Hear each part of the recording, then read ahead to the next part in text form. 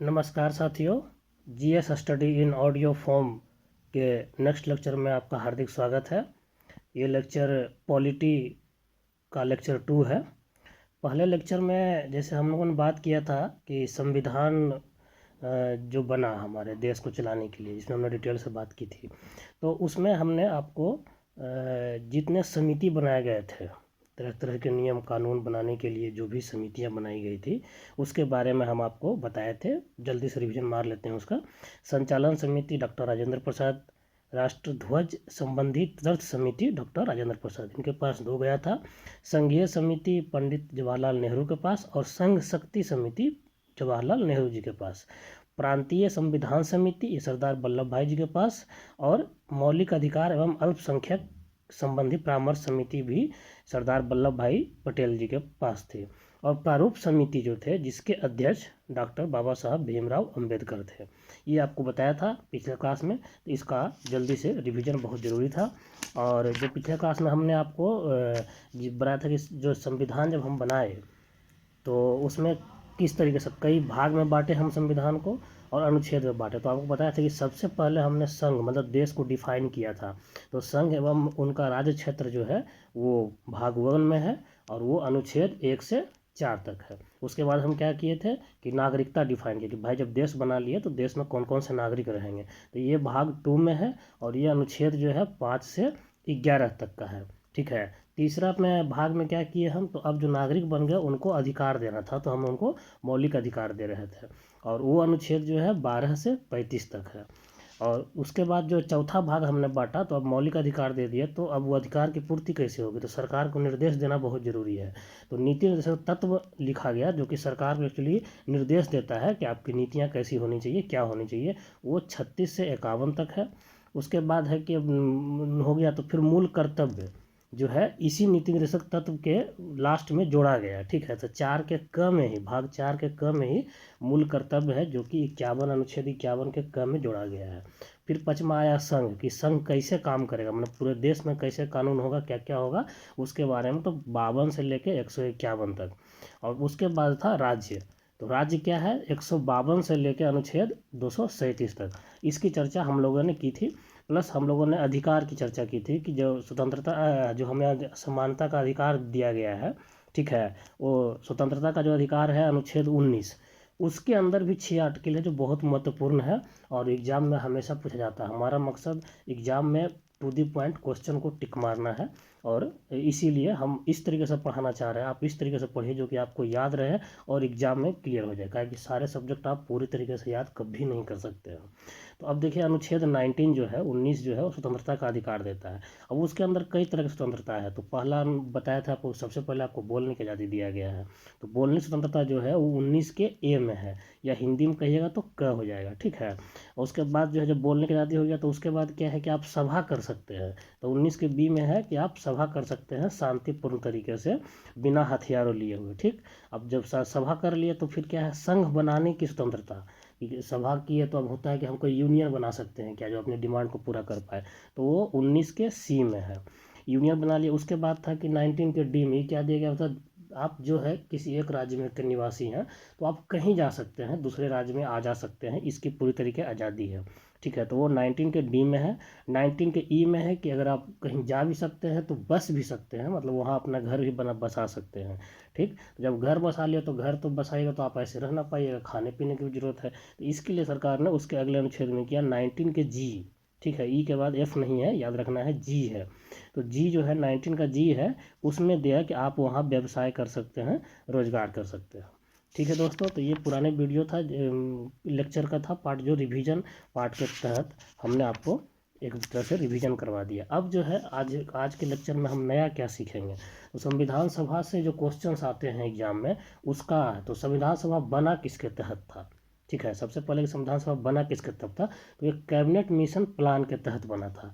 मतलब अंग्रेजों के द्वारा जो कैबिनेट मिशन बनाया गया था, उसी के अनुसार हुआ कि संविधान सभा का गठन किया जाए, और जिससे कि संविधान बनेगा। तो ये जो है जुलाई 1946 में संविधान सभा का गठन किया गया था। तो यहाँ से क्वेश्चन बार बार पूछता है कि संविधान सभा का गठन किस मिशन के तहत किया था, कैबिनेट मिशन प्लान के तहत किया गया था।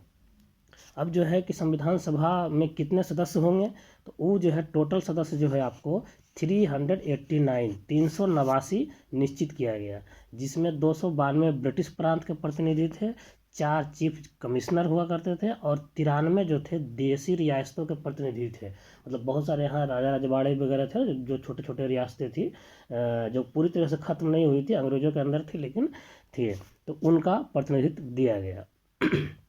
ठीक है, तो ये हो गया कि संविधान समिति बनाने में कैसे कैसे मतलब किस मिशन के तहत किया गया। ये कैबिनेट मिशन प्लान हमको याद रखना है, 1946 याद रखना है।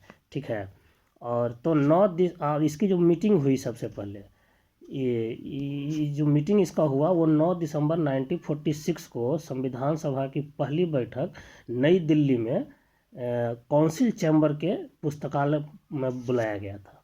ठीक है, तो और जब बुलाया गया तो सबसे पहले क्या है, सभा कभी भी होता है तो उसके एक अध्यक्ष होते हैं, तो एक टेम्पररी अध्यक्ष वहाँ पहले बनाया गया।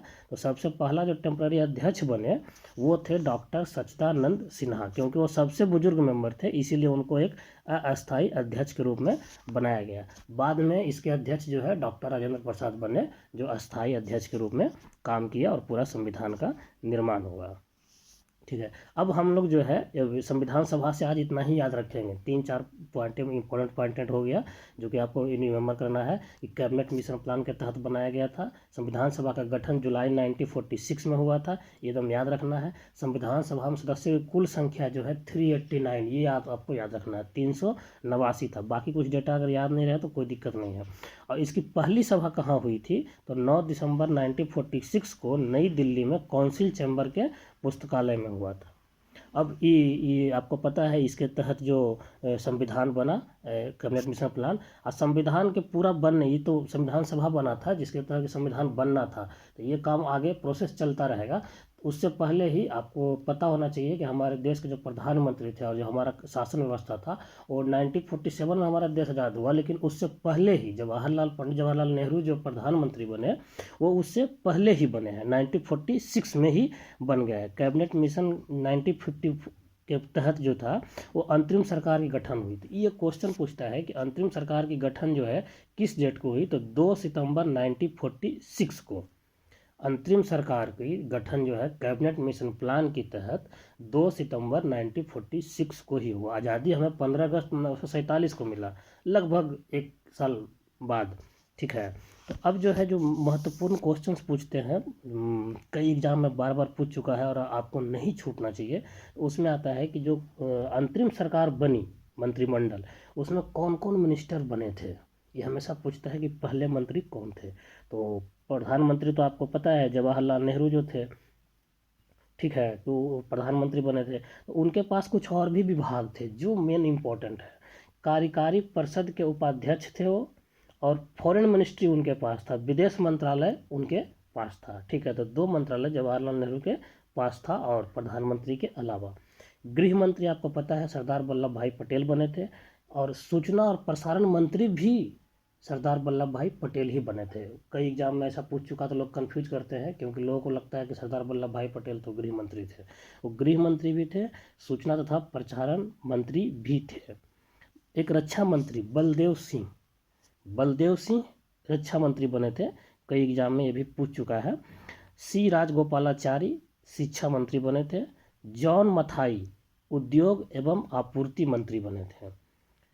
राजेंद्र प्रसाद इसमें जो है खाद्य एवं कृषि मंत्री बने थे, राष्ट्रपति वो बाद में बने।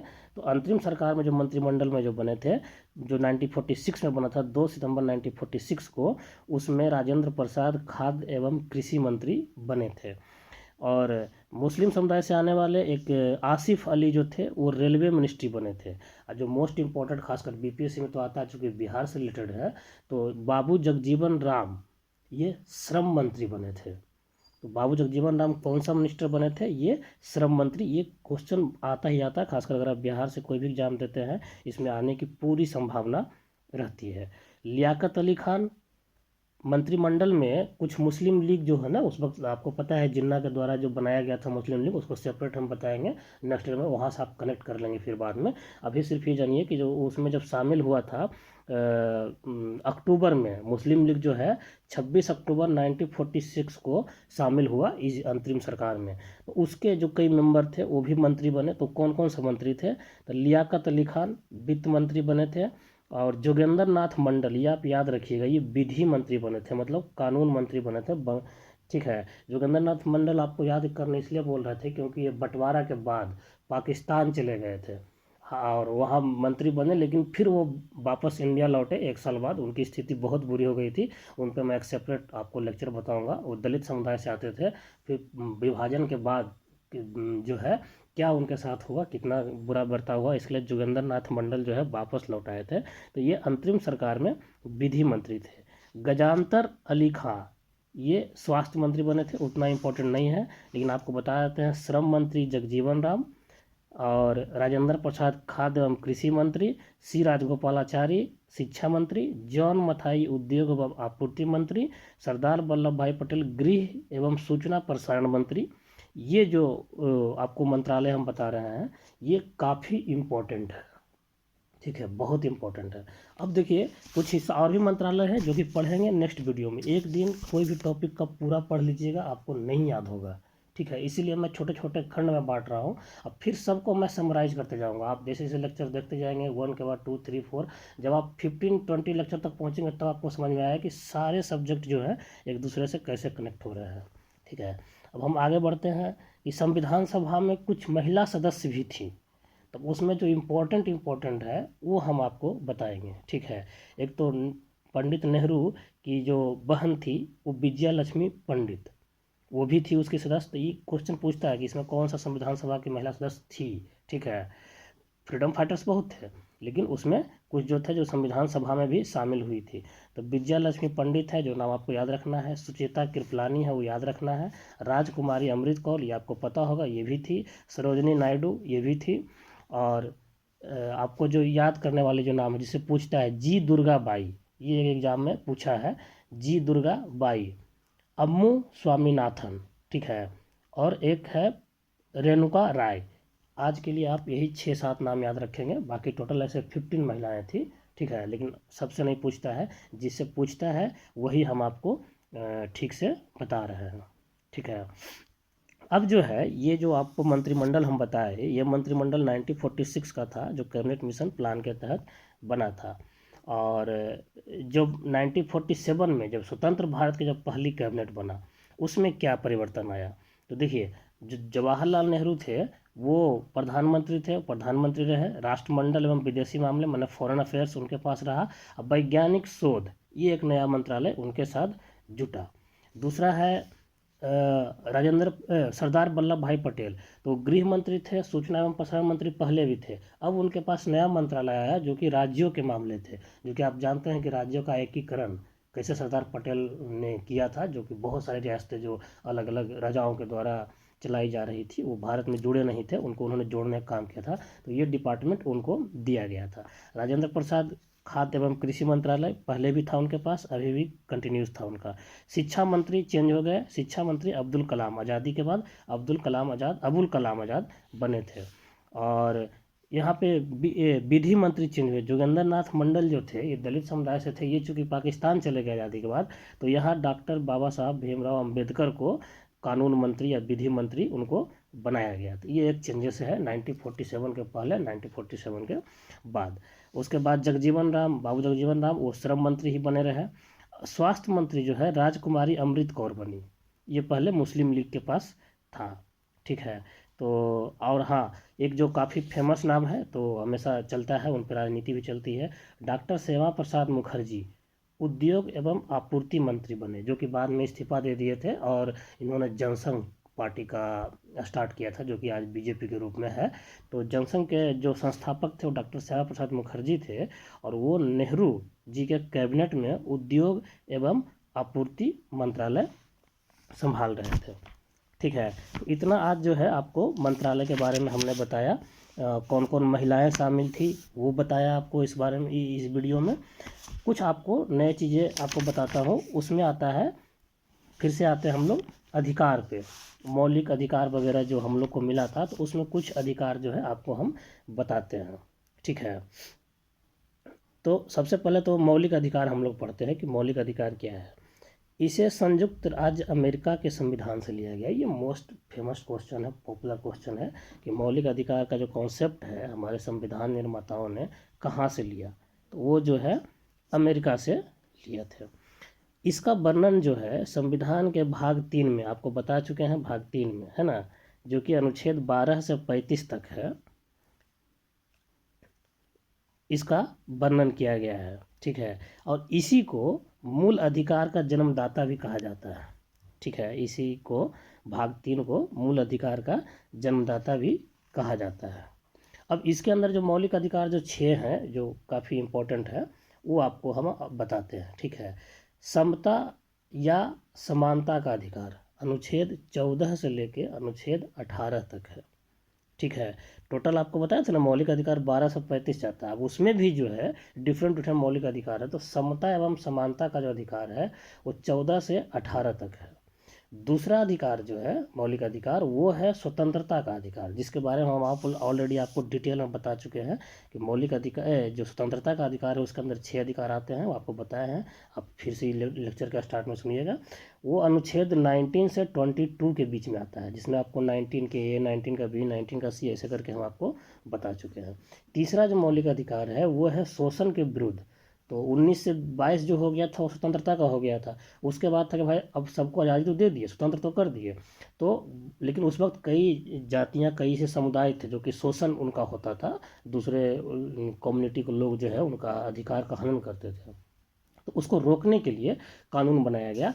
तो वो जो है अनुच्छेद 23 से 24 में इसका वर्णन किया गया कि शोषण के विरुद्ध अधिकार। इसमें हुआ कि आप शोषण किसी का नहीं कर सकते हैं, किसी को बंधुआ मजदूर, इसी के तहत है कि बंधुआ मजदूर का जो कानून है बनाया गया ताकि उसे ख़त्म कर दिया गया।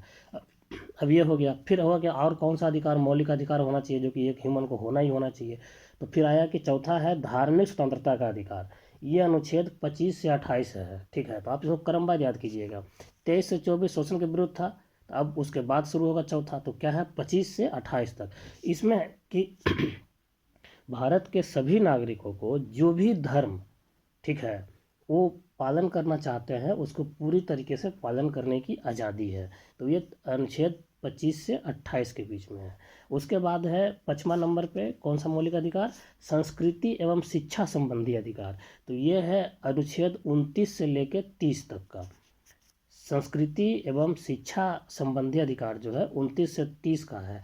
और इसी के अंदर आपको इम्पोर्टेंट चीज़ है, इसी के अंदर जो है माइनॉरिटी को अपना लिंग्विस्टिक बेसिस पे, लिंग्विस्टिक माइनॉरिटी है उनको भी, और जो ऑफिशियल माइनॉरिटी जो कम्युनिटी वाइज है धार्मिक रूप से जो है उनको भी अपना शिक्षा व्यवस्था भी चलाने का अधिकार, जिसके तहत मदरसे चलते हैं, गुरुद्वारा चलते हैं, और भी क्रिश्चियन कम्युनिटी का अलग से चलता है, या लिंगायत समुदाय का अलग से चलता है अपना। ये अधिकार उनको दिया गया है कि आप जो है अपने जो कल्चर है उसको बचाने के लिए, उसको आगे बढ़ाने के लिए आप प्राइवेट तरीके से आप अपना एजुकेशनल सिस्टम चला सकते हैं। तो संस्कृति एवं शिक्षा संबंधी अधिकार जो है अनुच्छेद 29 से 30 में है। और उसके बाद छठा मौलिक अधिकार है संवैधानिक उपचारों का अधिकार। संवैधानिक उपचार जो है उसका अधिकार जो है अनुच्छेद 32 में दिया गया है। ठीक है, तो आज इतना ही पढ़िए। आज कम से कम तो 30 जीके है, अगर आप इसको ध्यान से सुनिएगा तो 30 जीके कवर किए हैं हम इसमें, और एक दिन में इससे ज़्यादा आपको याद भी नहीं होगा, प्लस रिवीजन भी नहीं होगा। बहुत सारी चीज़ें है, इस वीडियो को आप ध्यान से सुनिएगा। आपको शुरू में सुनने में लगेगा जैसे अपना पहला लेक्चर सुना है, फिर ये लेक्चर सुनेंगे तो आपको लगेगा कि नहीं ये तो खंड खंड में पढ़ा रहे हैं सब कुछ, थोड़ा सा कुछ पढ़ाते हैं, थोड़ा सा कुछ पढ़ाते हैं, थोड़ा सा कुछ पढ़ाते हैं। जी, ये एक अलग तरीके से मैं पढ़ा रहा हूँ, अलग टेक्निक से। ये मैंने अपने दोस्तों को भी पढ़ाया था, बताया था। उसके बाद से जैसे जैसे आप 10 से 15 लेक्चर होगा ना, तब फिर आप देखेंगे कि टॉपिक में काफ़ी क्लैरिटी आ रहा है और आपको एक अलग ढंग से याद होता जा रहा है। कोई भी चीज़ को आप अनुच्छेद पढ़िएगा, अगर टोटल पढ़ लीजिएगा तो आपको याद नहीं होगा। होप आपको ये वीडियो अच्छा लगेगा तो आप इसको शेयर कीजिएगा, सब्सक्राइब कर लीजिएगा चैनल को, ताकि आपको रेगुलरली वीडियो अपडेट मिलता रहे। तो थैंक यू, मिलते हैं अगले लेक्चर में। धन्यवाद।